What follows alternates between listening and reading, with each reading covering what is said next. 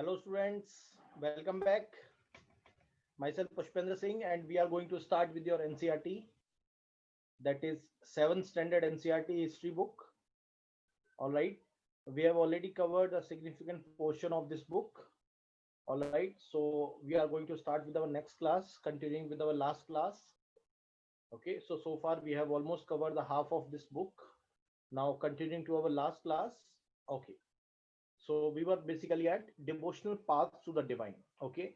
So here in this chapter, we are going to learn the different devotional paths that were there to reach the divinity, right? Or to reach the God.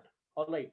So as you know that in the all kingdoms, the people basically performs the different type of rituals.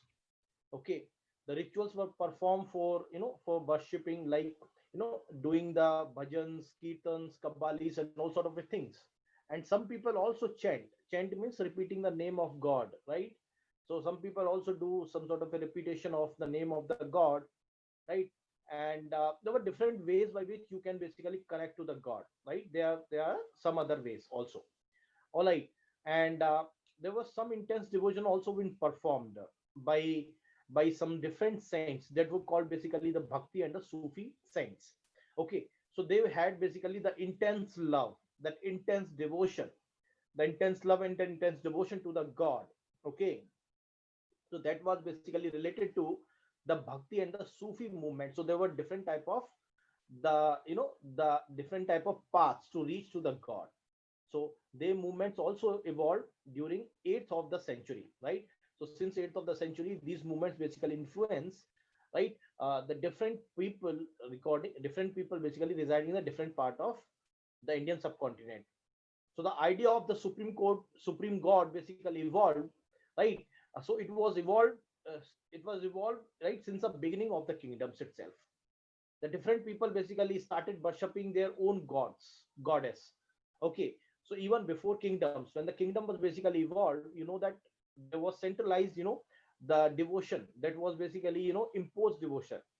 There was kingdom driven, or the king basically used to dictate, right, the normal, course of the action, right, whom to worship and what to worship.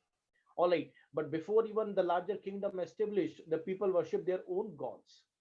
All right. And as the people basically brought together with the growth of the towns, so different type of towns, different type of trade centers, empires were basically you know uh, got together. So because of that, because of the growing of the towns and cities and trade, the different people also got assembled in that empire, right? So the new ideas, because different peoples came, so new ideas naturally came up, right? So that new ideas regarding regarding the devotion also came up, right? Regarding devotion, regarding sacrifice, all that new ideas will be coming out slowly and slowly, right? And then idea was different ideas were also there. For example, the ideas related to cycles of birth and rebirth. So aapne you would have also heard about that if you do better karmas, you will basically become, you know the you will take the birth of this. If you do bad karmas, you would take the birth of this, so like that. And you would have to pass through the cycles of birth and rebirth. You take birth, you die, you take birth, you die. So it is a cycle of birth and rebirth, birth, death, birth, death, birth, death. So like that, you will have the cycles of the birth and the deaths. All right. And these cycles of the birth and deaths would be based on the good deeds. All right. And this phenomena, or this idea, was started accepting by the people, right, on that time. And it was widely accepted. It was widely accepted. People started accepting this idea. All right. And one more idea on that time was that all human beings are not equal, right? So the superiority of the human being based on the birth, right? So it started gaining on that period of the time. So based on the birth, right, some sort of a superiority to the human being is also being accepted, right? So the belief that the social privilege that were there with regard to the who can learn the text like Vedas, right, who can hear them, who can learn them, right, all such different type of the social privileges also, right, based on birth and the death. So it was based on the birth.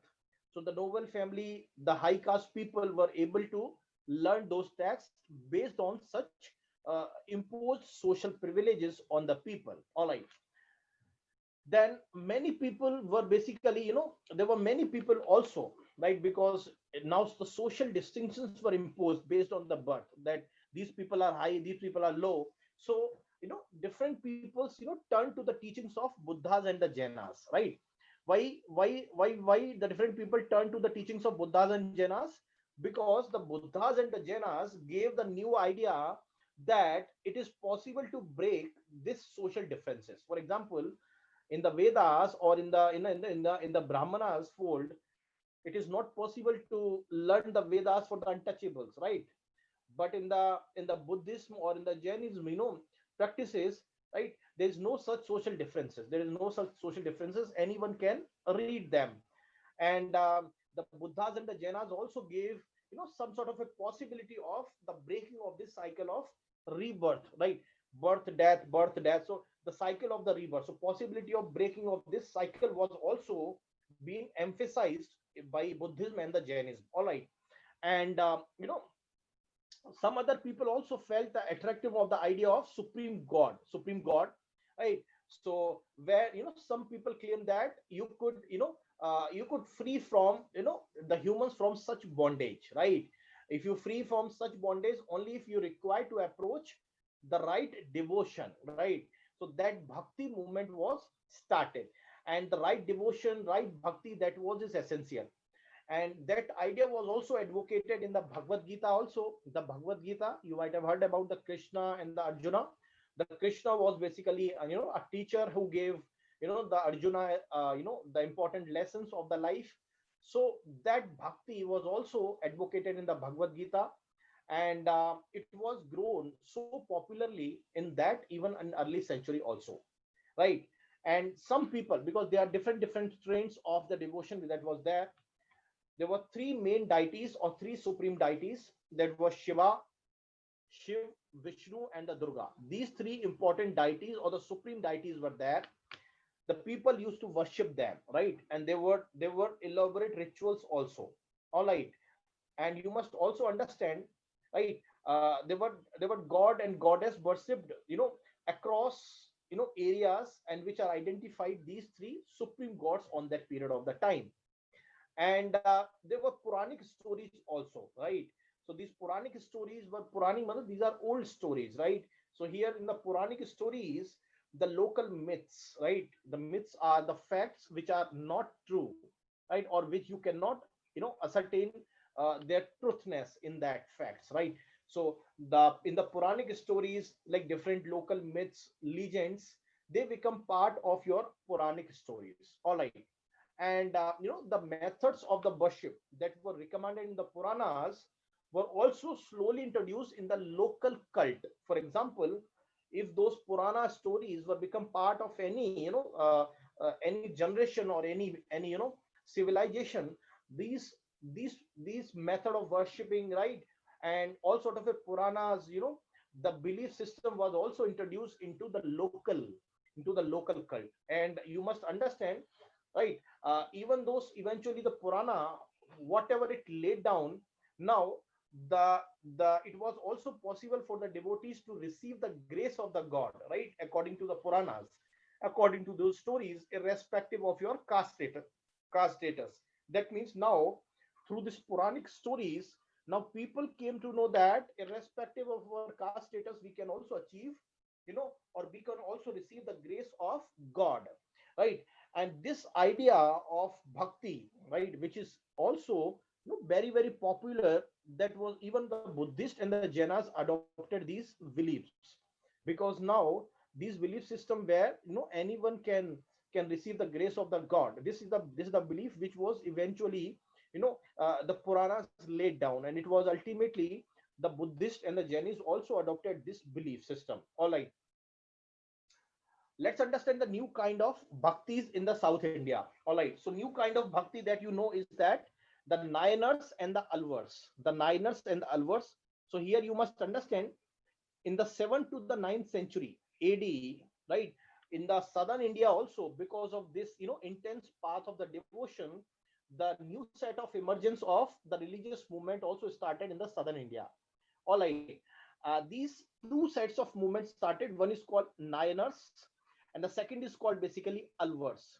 So the Nayanars are basically the people or the saints who devoted to the Shiva. Shiva means Lord Shiva, right? So Nayanars are those saints or those, those people who have the devotion in the god of Shiva, and the Alvars who have the devotion to Lord Vishnu. All right. So Nayanars means those people or those saints who devoted to the Shiva, and the Alvars means who devoted to the Vishnu, right? And now you must understand, as I told you, that due to the Puranic stories, right, every cult was affected, and here also in the southern India also, right, these Nainers and these Alvars basically, came from all caste, including the untouchables like Pulayar and Panars. So here all castes would become part of this Niners and the Alvars, right? So the Niners were basically, the saints or the people who basically devoted to the Lord Shiva, and the Alvars were basically the people or the saints who devoted to Lord Vishnu, right? And but you must understand, these Niners and basically your Alvars both were sharply critical of the Buddhist and the Jainas, right? And they basically, since they were basically, professing the ardent love. So what is that Bhakti movement? Bhakti movement is basically the ardent love, the intense devotion. So it is one offshoot also in the southern India was started in the form of Niners and the Alvars. So here also you have, the intense love or ardent love of Lord Shiva, right, by the Niners, and Lord Vishnu by the Alvars were also practices as a path of salvation, as a path of salvation. All right. And they were also drew the ideas, right, the love and the heroism, right, also found in the Sangam literature. The Sangam literature means, you must understand, it is basically the earliest Tamil literature, okay, that were ever found, and it is composed in the early centuries of Common Era, right? And it basically blended them with lot of values of the bhaktis.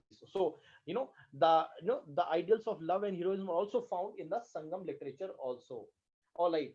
And you must understand how the Alvars and Niners, spread their, this intense devotion to Lord Shiva and Lord Vishnu. So they went from place to place, right, just like a normal, saints, right? So they basically composing the poems, right? So extinguished poems were basically composed in praise of the deities. Okay, the deities means here the, the Vishnu and the Shivas, right? And the deities which were basically enshrined in the villages, they visited, right? And this set them to the music also. So that is how they basically, spread this idea. And in 10th and the 12th centuries also, the Chola and the Pandyan kings, right? The Chola and Pandyan kings, because every kingdom has, is, the tradition of projecting strength, by building the temples, right? The temples were the main center of the attraction. So here also the Pandyas and the Cholas were basically built elaborate temples, right? Around many of these shrines which were visited by saint poets. All right. And this has led to the strengthening of, right, this tradition which was there, right, as a bhakti tradition with the temple worship also. All right. So bhakti tradition which was related to the intense love to the god, and the temple worship which was related to, the worshipping of the god in the temples. So that link is got more strengthened. All right. And that time also the poems were also compiled. All right. you know and on that time also the religious biographies means, it is also called the hagiographies. The religious biographies of these Alvars and the Niners were also composed, right, in that period of the time, right? And you must understand, now these texts serve as a source of writing, right, of the historians for, bhakti traditions in the southern India, right? So now it has great value, right, as a source for writing these histories for the bhakti traditions. All right, let's understand the philosophy and the bhakti. All right, so first understand Shankara. So Shankara, you must understand, Shankara was basically, a philosopher, a great philosopher, who was basically born in Kerala, right, in the 8th century AD. All right. And you must understand, he was basically, advocate of the doctrine of oneness, the doctrine of oneness of the individual soul, right, and the supreme god, right. So here it believes that the doctrine of oneness of the individual soul and the supreme god. So here the individual soul and the supreme god, right, they are one, right. So which is the ultimate reality. So he advocated the doctrine of advaita, right. He taught according to the doctrine of oneness of individual soul and the supreme god, right. According to him, that he taught that the brahmin, right, the only and ultimate reality, right, the brahmin, the only and ultimate reality was formless, right. So it is ultimate reality and it is formless and without any attributes, without any attributes. And the Shankara considered the world that is around us to be a completely Maya or illusion, right? So he considered that the world which is around us, in which we live, is completely an illusion, right. So he basically practiced, since some person, if they believe that the world we live is illusion, so what will happen immediately in the mind of the people will believe that why we are living here then, okay, if it is illusion. So he started preaching the renunciation of the word, right, the renunciation of the word, कि सब illusion है, इसको छोड़ दो, right. And he basically adopted the path of the knowledge, the path of the knowledge, to understand the true nature of Brahmin and attain the salvation, right. So he basically preach that we should adopt the path of the knowledge to adopt the true nature, or to understand the true nature of the Brahman, because the world which around us, in which we live, is totally illusion, right. So Brahman is the ultimate reality according to him, and it is formless without any attributes, right. So he advocated the path of the knowledge to understand the true nature of Brahmins, the true nature of Brahmins, right. If we adopt the path, we can attain our salvation. All right. Next, Ramanuja. Ramanuja. So Ramanuja was also a philosopher who was basically born in Tamil Nadu. He was born in 11th century. All right. And he was basically also influenced by Alvars. Alvars were basically the saints which were devoted to Vishnu, right. The saints who were devoted to the Vishnu. Now, since he was born in Tamil Nadu and in the southern India itself, the Alvars and the Nayanars were basically two belief system which was flourishing as a bhakti movement. So according to him, right, so best mean to attain the salvation, because everyone is basically trying to find out the salvation, how to get the salvation. So according to him, since he was influenced by the Alvars, so according to him, you can get the salvation only through the intense love or intense devotion to the Vishnu. If one should have the intense devotion to the Lord Vishnu, the one could achieve the salvation, isn't it? And his grace means the Lord Vishnu's grace is helping the devotees to attain the bliss of union with him, right. So it will enable the devotees to ultimately unite with the Lord Vishnu, ultimate reality, right. So he basically propounded the doctrine of wish wish Vishtveda or qualified oneness, right. Vishistveda or qualified oneness, right. So even according to that, the soul, even when united with the supreme god, distinct remained distinct. So according to him, even the soul, even when it is reunited or united with the god, it will remain distinct, right. And here the Ramanuja's doctrine greatly inspired the new strand of the bhakti, right, which were basically ultimately developed in the northern India subsequently. All right. So here he basically propounded the doctrine of Vishisht Veda or qualified oneness, right. So according to that Vishisht Veda or qualified oneness, the soul ultimately, even when it is united, right, with the supreme god, right, it will remain, distinct. And this popular belief inspired, right, many strand of the bhaktis to be flourished in the northern India. All right. Then next,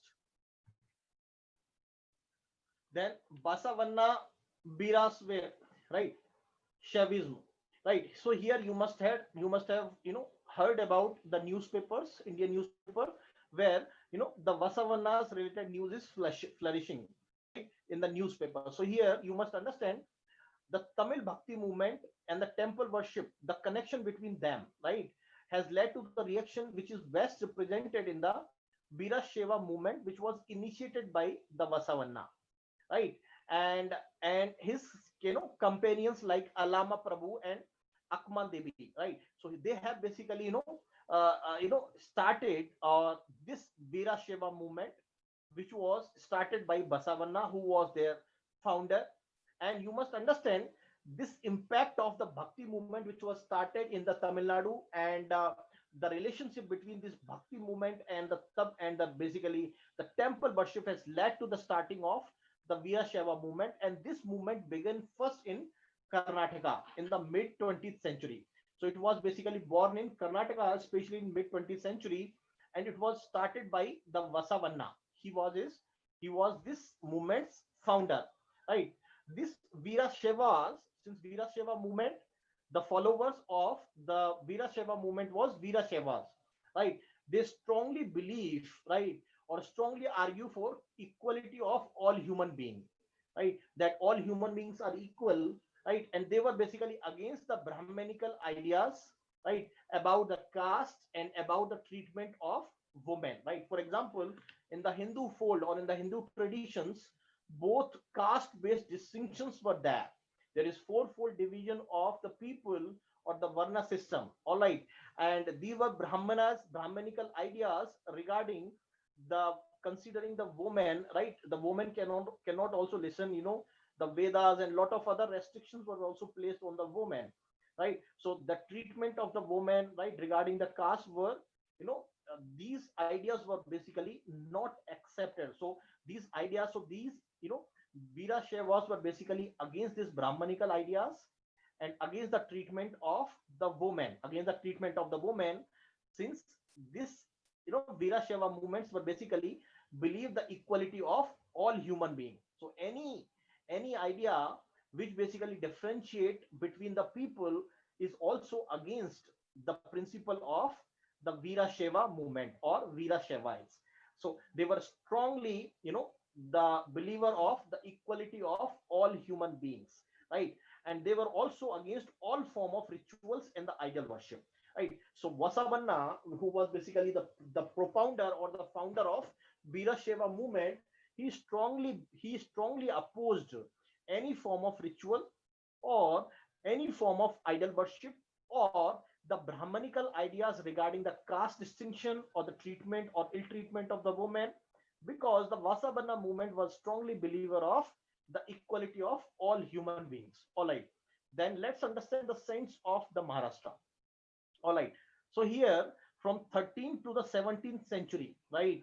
The different great saints were basically you know evolved in the Maharashtra. All right, and they were composing their songs basically in the Marathi, and these songs would continue to inspire the people, right?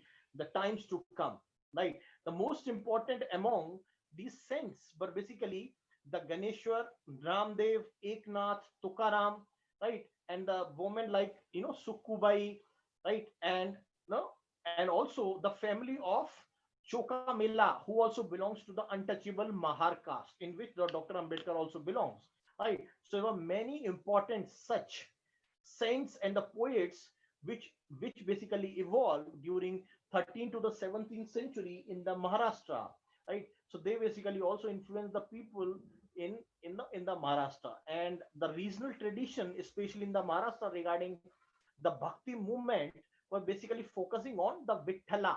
The Vithala, the Vithala means a form of Vishnu, the Vitthal temple, right? So yeah, Bhakti basically focusing on the Vithala temple, which was there in the Pandarpur, right? As well as the notion of personal God residing in the hearts of the people, right? So here the tradition basically focusing on the Vithala temple in the Pandarpur, as well as the notion of the personal God residing in the hearts of all people, right? So these saints, which were basically evolved or basically inspired the people, they rejected all form of ritualism, just like a the Varnas. So they basically rejected all form of rituals, right? And also the social differences based on the birth, right? All the Brahmanical differences based on the birth, and also the displaying of the PT or outward displaying of the PT. So they totally rejected this type of practices which were performed by the Brahmanical traditions. All right.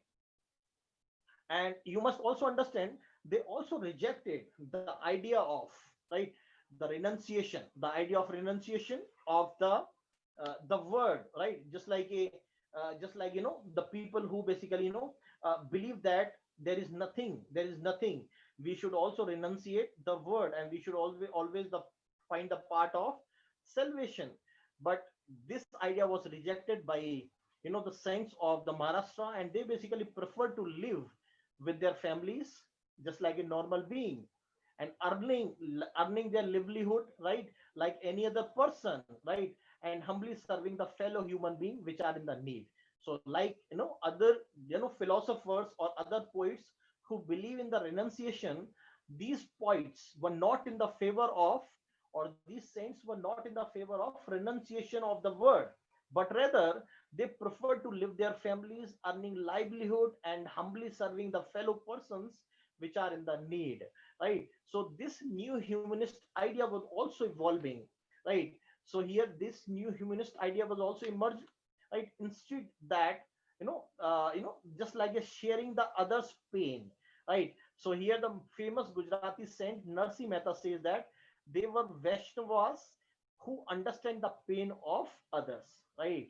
So here they were basically Vaishnavas who were basically understanding the pain of others.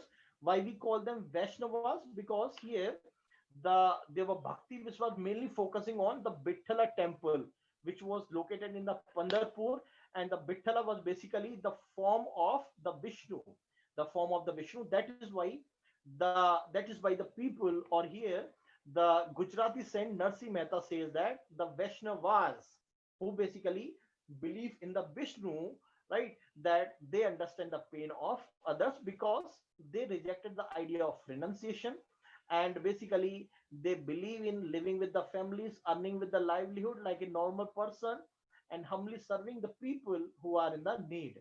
All right. Then Nathpanthis, Siddhas, and the yogis. Who were Nathpanthis, Siddhas, and the yogis? So here you must understand there were different religious groups that were emerged, right, during this period. Now they were basically criticized, right? So here this offshoots of this bhakti movement basically evolved, right, due to the the overemphasis on the brahmanas rituals and all sort of things. So now they were basically critical, right? They were basically critical of, you know uh, you know of the all sort of rituals and other aspects of conventional religion and the social order using temples and the logical argument, right? So here, so they were basically, critical of, you know of all such rituals, and among them were basically Nathpanthis, Siddhacharas, and the yogis, right? So they basically also adopted the renunciation of the word. All right. So just like other saints also, they believe in the renunciation of the word, right? For them, for Nathpanthis, for Siddhas, and the yogis, the path to salvation lay in the meditation on the formless ultimate reality and the realization of oneness with it. So ultimately, they propounded the idea of meditation. So they basically lay the path to salvation in the meditation. If one should do the meditation, right, on the formless ultimate reality, right, the one can basically, get the oneness with the God, or the realization of the oneness with it can be achieved, right? So for achieving this, for realization of the oneness, or for doing this meditation, right, they advocated that the intense training of mind and the body is needed for doing the meditation, for forming the ultimate reality, for realization of oneness, for doing this intense training of mind and the body, right? The enough practices like yoga sanas, right? Because it is not possible to realize the oneness with it ultimately, right? The meditation without the intense training of mind and the body For that, enough practices is required, like yoga sanas, right? The breathing exercises, the meditation. Then only, the the ultimate part to the salvation can be achieved. And these groups or these people were basically become very very famous among the low caste groups. All right, and they were also critical of the conventional religions here, the Hinduism, right, or the Brahmanas traditions, right. Created, so they created basically the ground for the devotional religion, right. So it become very very famous or very very popular, especially in the northern India, right. So they professed such type of belief system, right, in which the low caste also came into their fold, because they believe that or they do not believe basically in some sort of a the rituals and other aspect of conventional religions, right. uh, and the social order, right, and they basically use the simple and logical arguments for that. All right, let's understand Islam and the Sufism. So here you must understand, right, just like in normal saints or the saints which are there, so they have basically much more common with the Sufis, right. And also you must also attend that they adopted many ideas, just like in normal saints and the Sufis. So they adopted the many ideas from each other. So first of all, let's understand what are the Sufis. So Sufis are basically Muslim mystics, right? So they basically, Muslim mystics, and they basically also rejected the outward religiosity, right? And they basically believe in the to the devotion of the God, the love to the God. So they emphasize the love and devotion to the God, and they also believe the compassionate towards the fellow human being.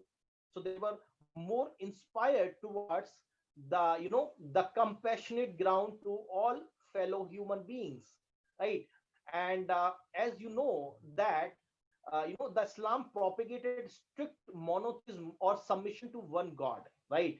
So in the Islam you won't find, just like different gods are there in the Hinduism, like you have multiple gods in the Hindu fold, but there is no such you know multiple gods in the Islam. So Islam only propagated the monotheism or strict monotheism or submission to one God only. And also in the Islam they rejected the idea of the idol worship, isn't it? And in the Islam also, right, they also considerably simplified the rituals, right. Rituals of the worship into the collective prayers. So people used to do the prayers collectively, just like a namaz, right. You might have seen also the namaz performance in the basically mosque, right. And as the same at the same time the Muslim scholars developed, right, a holy law called Sharia, right. This Sharia also gave greater emphasis on the relationship between the God and the basically the humans, right. So based on the holy Sharia, the different religious practices were basically performed. And you must also understand the Sufis basically often rejected the elaborate rituals that were performed, right, and also the codes of the behavior which were demanded by the Muslim religious scholars. So again, this is in the similar backdrop of excessive the the religious rituals and the code of the behavior that was demanded by the religious scholars, the Sufis basically evolved. So rejected every such things, and the Sufis basically sought the union with the God, right? As the lover seeks its beloved with the disregard for the world, right? So it is in the similar form, the union with the God as the lover seeks its beloved, right? And just like in normal saints and the poets, right? The Sufis also composed many poems, right? And these Sufis poems, they were expressing their love, right. And they were also expressing the the literature, the rich literature in the prose, including these were basically fables and anecdotes, right, which were basically developed around them, right. And among the great Sufis of the Central Asia was basically the Ghazali, Rumi, Sadi. They were basically the great Sufis of Central Asia. Okay. And just like a Nathpanthis, Siddhas, and the Yogas, right? And they also believe that the heart can be trained to look at the word in the different way. Just like in Nathpanthis, Siddhas, and the Yogas believes in the strict meditation to salvation, right? So the Sufis also believe that the heart can be trained, right, to look at the word in the different way. So the Sufis basically developed the elaborate methods of training, just like a the Nathpanthis. So that using basically the zikr means the chanting the name of the god or the sacred formula, right? So they basically developed this method of using this zikr, right, which is basically chanting the name, right, and contemplation, the sama means sing, the raqs means dancing, right, the discussion of parables, breath control, and etc. under the guidance of a master. So they believe that a master is needed, right? So under the master or under the guidance of peer, right, the one should train themselves in a jikr, that means a chanting of god, the chanting of the name, contemplation, right? One should also do the sama or the singing, dance also, and also discuss of the paraphals also.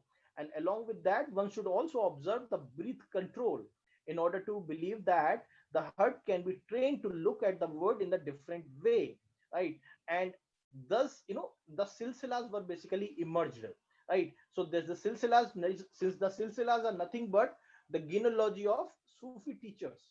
These silsilas were basically following the slightly different methods, right, of the instructions and ritual practices. You must understand, since these Sufis have their own elaborate methods of training, of attaining the salvation, so they basically gave rise to the slight different methods, but they were slightly different. And these methods were basically called tariqa, right? So these methods were related to those instructions, ritual practices, which were there for the person to be to achievement, right, to the person who want to be you know uh, getting the salvation through this method. So one should adopt the training through zikr, through samas, through raqs, through discussions, through the beat control, right? And there were slightly different practices or different methods or the tariqas which were basically employed. All right. And there were large number of Sufis were there from the Central Asia, right? These Sufis were basically just like we have heard about the Ghazali, Rumi, and the Sadi. Many of these the Sufis basically settled in Hindustan from 11th century onward. And this process was continued, right, during the establishment of the Delhi Sultanate also. During Delhi Sultanate also, this process was further speeded up. And several major Sufi centers were developed all over our subcontinent, all right, because of the greater devotion and the love of the Delhi Sultanate towards Sufi this Sufi saints. All right. And just like a silsila were basically the genealogy of Sufi teachers. So one such silsila was Chishti silsila. Right. They were most influential on that time and the most influential orders on that time. And they have the long line of teachers or the genealogy of the teachers like Khwaja Muinuddin Chishti of Ajmer, Kutubuddin Bakhtiar Kaki of Delhi, the Baba Farid of Punjab, the Khwaja Nijamuddin Aulia of Delhi, right? The Banda Namaz, right? Giyusu Daraj of Gulbarga. So you might heard about, their dargahs also. Khwaja Muinuddin Aulia dargah is there in Delhi, right? The Khwaja Muinuddin Chisti's dargah is there in the basically, in the Ajmer, like that. In the most influential Chisti silsila was there, and in that order the most famous genealogy of the teachers or the long line of the teachers like Khwaja Muinuddin Chisti, Kutubuddin Bakhtiar Evak, Kaki, they were there, right? And you must understand these Sufi masters, they were there in this silsilas. They assemble, right, right, in the kankas were basically hospice are the places where they basically assemble, right? So their assemblies will be there, right? And devotees will be assembled over there, all right. And the the devotees of all descriptions, including the members of royalty, nobility, right? All people, including the normal people, ordinary people, they used to assemble, they used to flock in this khankas or the hot spice, hot, hospice. So these hospice are basically nothing but the assemblies of the Sufi masters, where the all people, including the royalty, nobility, ordinary people, used to assemble, used to flock, right? They basically used to discuss elaborately on the ritual matters, right? And they basically sought the blessings of the saints, just like we go to the temple and sought the blessing, right? Just like, if we tell to the god that we have this problem, please give us strength, just like that the people used to come with their worldly problems and taking the blessings of the saint, right? And some people also simply attended these sessions for music, dance, and etc. So there were many such reasons of attending this, the kankas or the hot spice, isn't it? And the people basically attributed these Sufi masters with miraculous powers, right? And you must understand, still there were many such believers from all over the world, that the Khwaja Muinuddin Chishti of the Ajmer have certain miraculous powers, right, that could relieve others of their illness, their troubles, right? So their tombs, dargahs of the Sufi saint become a place of pilgrimage, right? Lot of peoples used to flock from all over the world to those places, right? And not even to that same faith, but also from other faith also, the people used to come into the flock to come to that places, right? For the purpose of the pilgrimage, to visit those the shrines of the Sufi masters, isn't it? And then the new religious development was also happened in the in the northern India, especially the period after 13th century, right? The new wave of bhakti movement was started in the northern India. So this new wave of the bhakti movement was started, and it was the age when the the different the different religious belief, or different different belief system were basically influencing one another. For example, the Islam influencing the Brahmanical Hinduism, the Brahmanical Hinduism influencing the Nathpanthis, right? The Siddhas, the Sufism, right? Isn't it? So Islam, Brahmanical Islam, Hinduism, Sufism, yogis, they influence one another, right? So here the different towns and the kingdoms were basically emerging, right? So because of this emerging of the towns, and the people were basically taking the new professions, right? They were basically finding the roles for themselves, isn't it? And some people were basically there were many people who basically took the different professions, like craft persons, traders, right? And they basically thrown to listen these saints whenever these saints used to come, right? Or whenever these saints used to visit, they used to come to listen these saints, and that is how they basically spread their ideas, right? And some of these saints who basically used to visit, used to go, right? Just like Kabir or Baba Guru Nanak. So they were some of the saints who basically rejected all orthodox religions, right? For example, the orthodoxy is there in some part of Hinduism also, in the Christianity also, in the Brahmanical also, in the Islam also, right? So they basically rejected all form of orthodoxy in the religions, right? And others like Surdas, Tulsidas, right?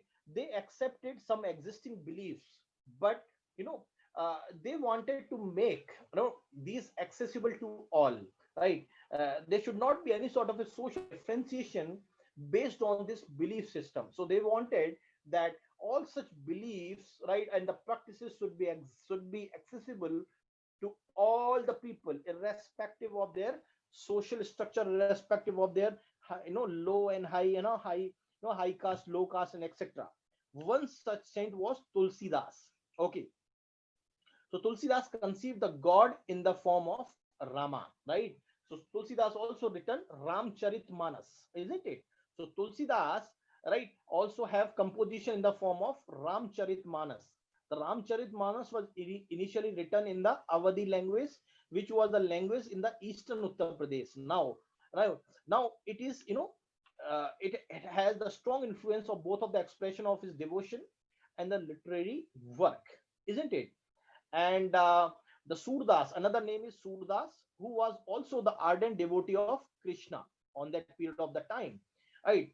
So his compilation was right in the Sur Sarga, right? So Sur Sagara was the compilation of Surdas, Sur Saravali, Sahitya Lahari, right, are some of the expressions of his devotions, right? And some of the contemporaries were also there, right, like the Shankar Deva of the Assam, right, who was in the late 15th century, right, who were basically, emphasizing on the devotion of the Vishnu, right? And he basically also composed the poems and the plays in the Assamese, like we have studied in the last class about the Shankar Deva, right? And he also began the practicing of setting up of namghars, right? Just like Kanka, just like he also started, setting up of these namghars. These namghars were also, houses of recitation or houses of the prayer, right? So, these prayer rooms or the recitation rooms were still there to the date. They still have the continuation. So they continue to there into the till date also.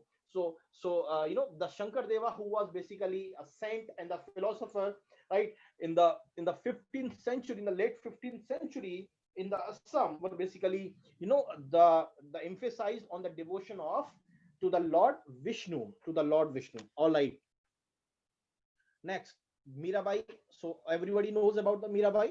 So she was basically the Rajput princess, right? And she was married to, the family of Mewar. Mewar is also placed in the Rajasthan in the 16th century also, right? So she was basically a Rajput princess. Now the Mirabai become the disciple of Ravidas, right? The Ravidas was basically a untouchable. He was basically a saint first of all, and who basically belongs to the Chamar caste of untouchable. Right. So the Ravidas was basically an untouchable. The Mirabai become the disciple of Ravidas, and she was also devoted to the Krishna, right? And she basically composed innumerable bhajans, right, expressing her intense devotion to the Krishna. All right, and her songs were openly challenged the norms of upper caste, right?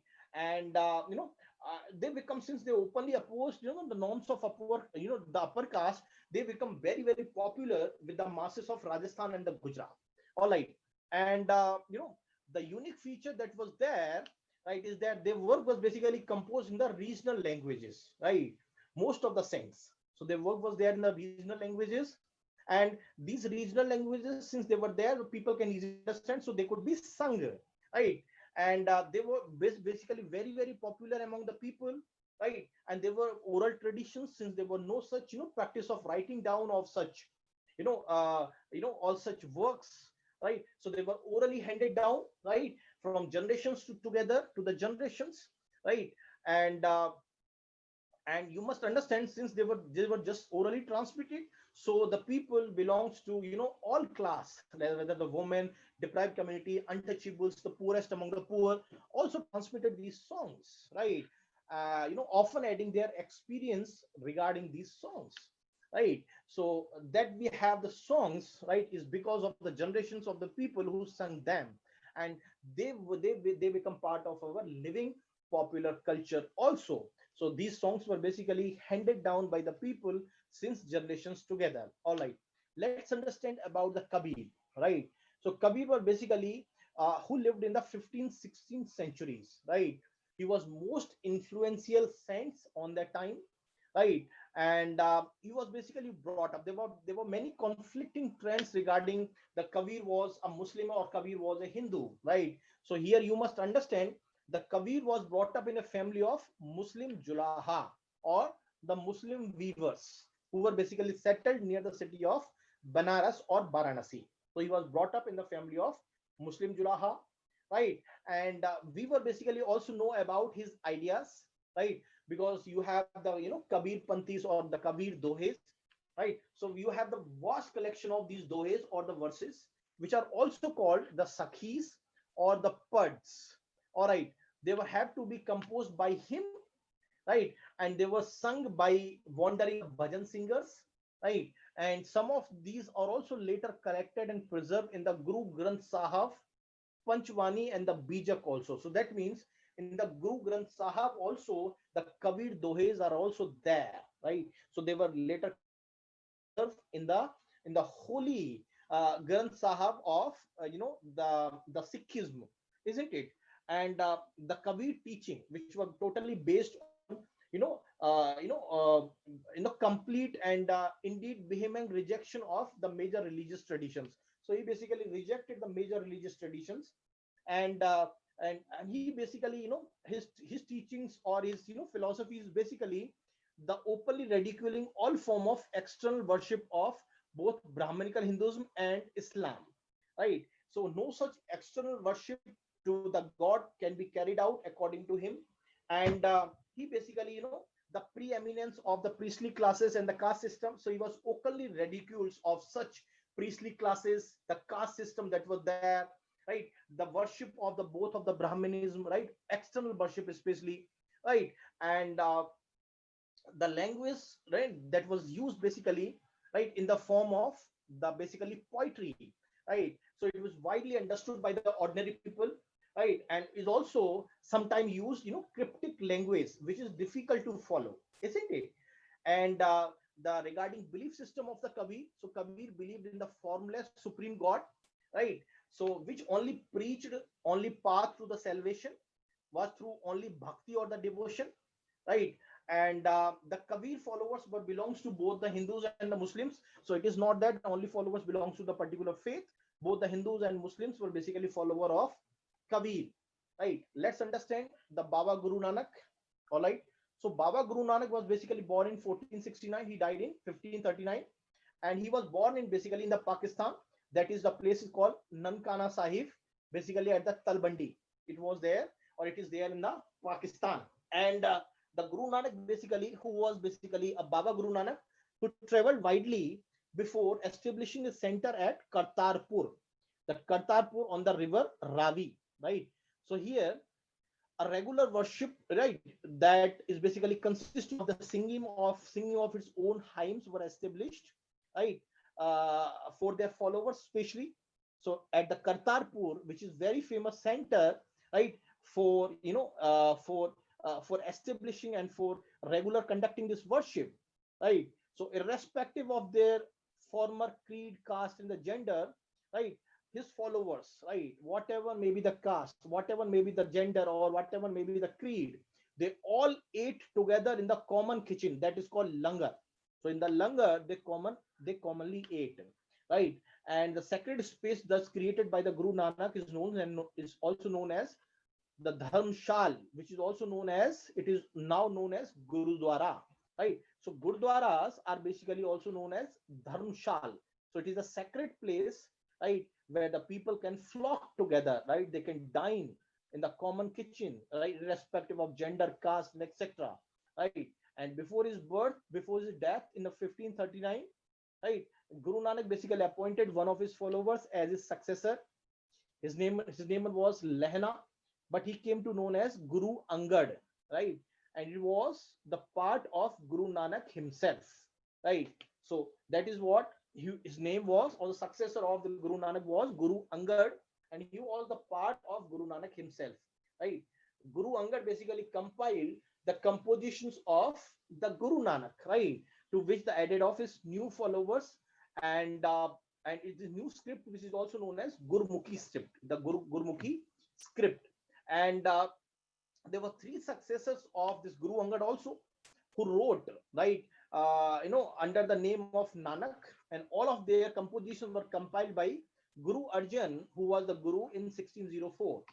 And to this compilation were all also added other figures like Sheikh Farid, Sant Kabir, Bhagat Namdev, and Guru Tegh Bahadur also, right? And in 1705, this rich compilation was authenticated by his son and the successor, who was also known as Guru Govind Singh, right?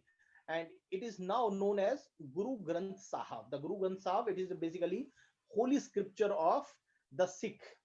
And the Guru Nanak's basically followers belongs to the number of caste, right? They also belongs to the diverse occupations like traders, agriculturals, right? Artisans, craftspersons, etc., right? And they were followers. They were mostly householders, right? Must be householders, and they should also adopt the productive and the useful occupations also. So Guru Nanak always insisted on the householding life, right? The followers should be the householders, and they should adopt a productive and the useful occupations, isn't it?